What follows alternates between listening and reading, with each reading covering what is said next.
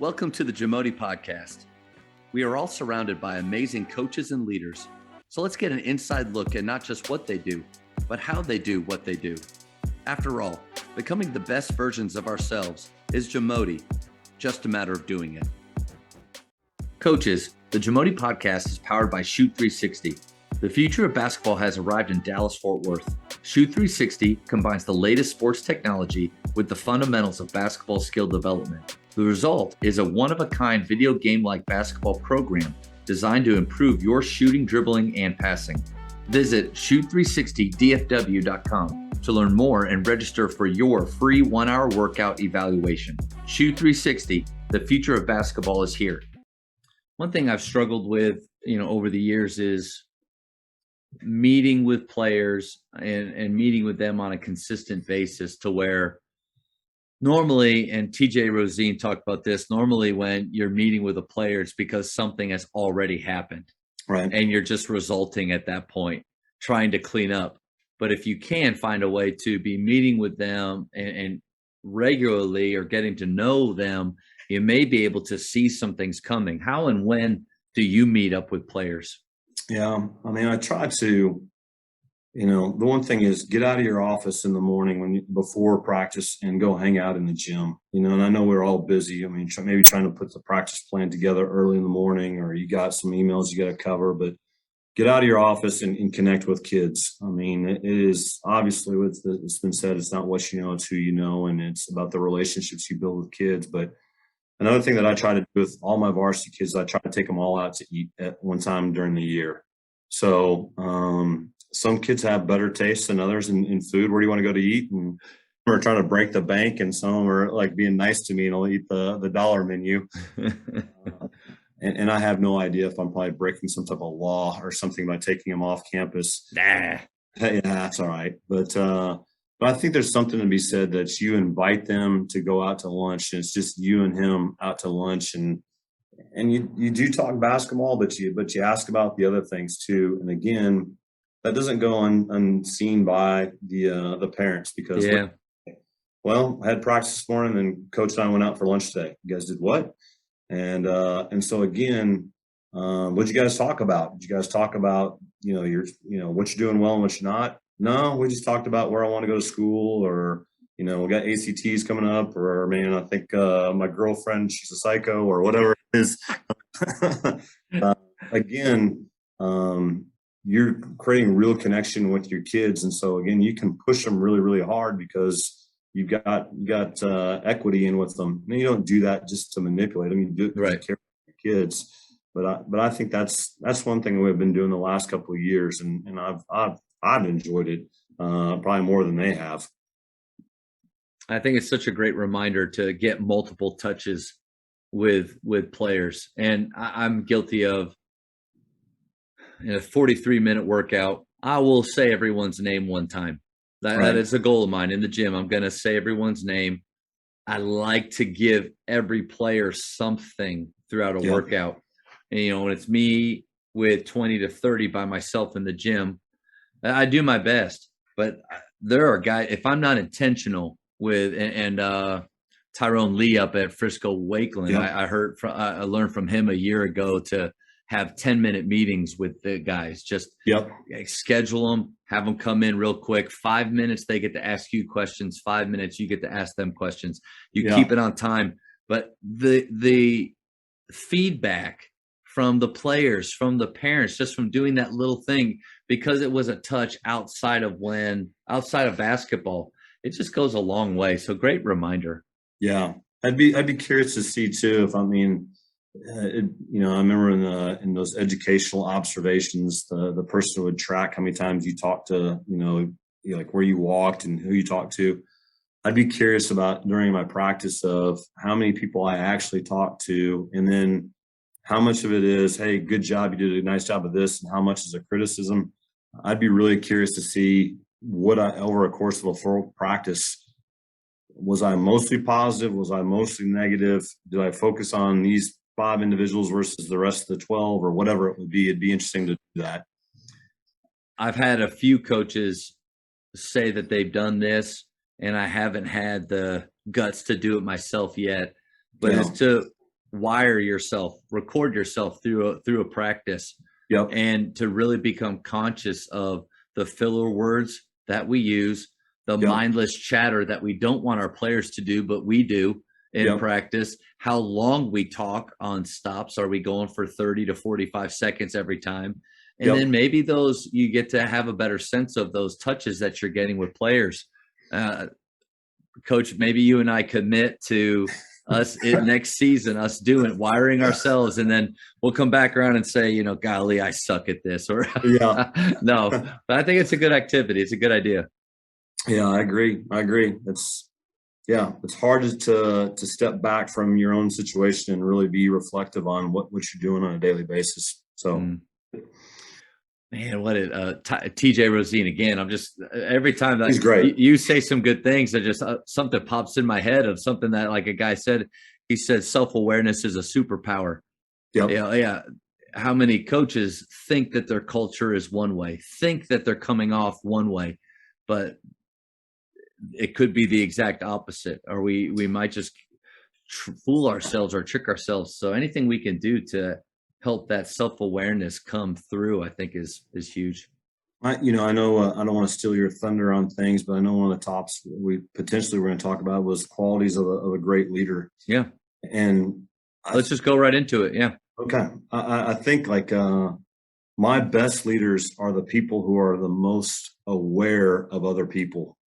You know, I think, and I was so guilty of this as growing up as a player, and that I was I didn't want to screw up, and I just wanted to make sure I was doing it right. And I mean, I was a great teammate. I mean, I was the encourager. I think I was a really good teammate, but I was not a very good leader because I was only just trying to make sure I was not screwing up. And I think about the best leaders I've had here are the most aware of other people. I had a kid by the name of Braden Letteber that would come into my office at least 3 to 4 times a week. And he would say, hey, I want to get your thoughts on this kid right now. I think he's really struggling right now. Can we get a couple sets for him or a couple touches for him early in the game to get him going? Or just whatever it is. He never came into the office and talked about him. He came into the office and talked about the team and other kids. And I mean, I've been so blessed to have some incredible kids that have made me a better coach because of him, not the other way around. But then as I started thinking about that kid, that's something I'm trying to instill in my leaders now. Go, hey, go back to Braden and think about how you can lead in this way. It's just such a power. It's such an unselfish act from that kid. But it just really is. Think about how your team improves because he's thinking about getting this guy's going that's really struggling right now. And he might have a better awareness of they're struggling because they may have had side conversations or whatnot. And really, Bruce just provides great insight to the team. Coach, how do we create that? Is it parenting? That kid just has it natural. You hear this thing, natural born leader. Yeah. Because I feel like we all want that. We want the kid that comes in 3 or 4 times a week, but I mean, 15 years of doing this, I just don't have that many. Yeah. So how do we help create and cultivate those types of leaders in our programs? Yeah. I mean, in your side conversations you have with kids, I mean, it's just ask them, hey, stop by the office just today, just for a few minutes. And it doesn't have to be a formal, you've got my Google Hangout, or whatever. But I think if you just have them come by and just ask, hey, you tell me about this guy right now, and then talk them through it, and then just say, hey, think about what you're doing for your teammate here right now. And then really just kind of apply it how for the rest of your life when you're going to be a CEO of something, and think about having this skill set, how it's going to improve you as a leader down the road and not just for basketball. And so, and I wish I could just say I've got a whole group of kids who are that. I don't. But I've got a couple kids that each year that show some of those characteristics. And that's just one of the things we try to bring up to them is just being aware of the other people. And I don't have all the right answers and things, but that is amazing. I picked that up from that particular kid. He was just so good at that. And of course, he's a youth minister now. Yeah, exactly. See that path. But I think not that you're intentionally missing a big component of this, but culture comes from you. The type of leaders you have, a lot of it has to do with you. And I would say, just knowing you for some years now, you're a very approachable person. And I don't know if that's a word that over the years my players would use for me as, Right. yeah, I can come talk to Coach Saman about anything. I don't know. Yeah. But but I think, I would imagine your players probably feel that way about you. So, when we're not having the things in our programs that we say we want, or we want to build, are we creating an environment where that can happen? Yeah. Well, thank you. That's very kind of you to say. I would hope that's part of my personality, and I don't have kids of my own. And so really these kids really, I mean, they mean the world to me. And so, and maybe maybe if I had kids, maybe it would be one of those situations in which I would take a different approach. But they are kind of my kids. And so, it's knowing what's going on in their life and how things are doing and staying connected. That's really important to me. And so that's kind of the fun part of the job for me. What other characteristics of great leaders do you see?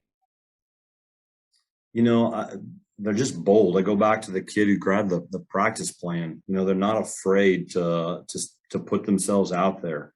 So many people are afraid to try something because they might fail. And so the kids who are leaders are the ones that they step out there, and it could go right, it could go wrong, but they at least stick their neck out there and they try.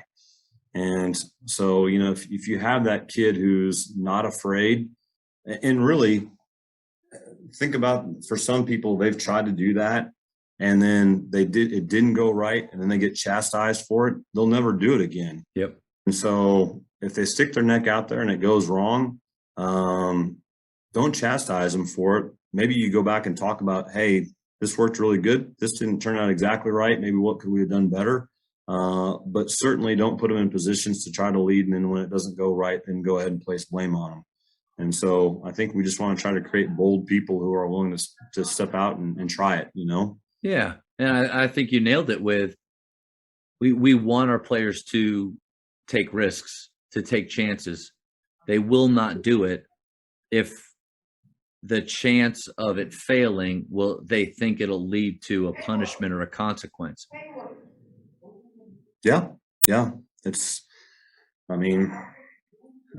We got to instill in them, right? And there's so much false bravado these days and false confidence, but there's a lot of kids who are lacking confidence. And so whatever we can do to kind of build the real genuine confidence, the ones that's not built on societal things, but really just kind of on I'm doing the right thing and I'm trying to do the things that are going to help our program. If we can build that type of confidence, I think we really are trying to build leaders. Thank you for checking out today's episode. Please take a moment to subscribe to this podcast, share it with your fellow coaches, and find us on social media for what's coming up next on the JAMODI podcast. It's just a matter of doing it.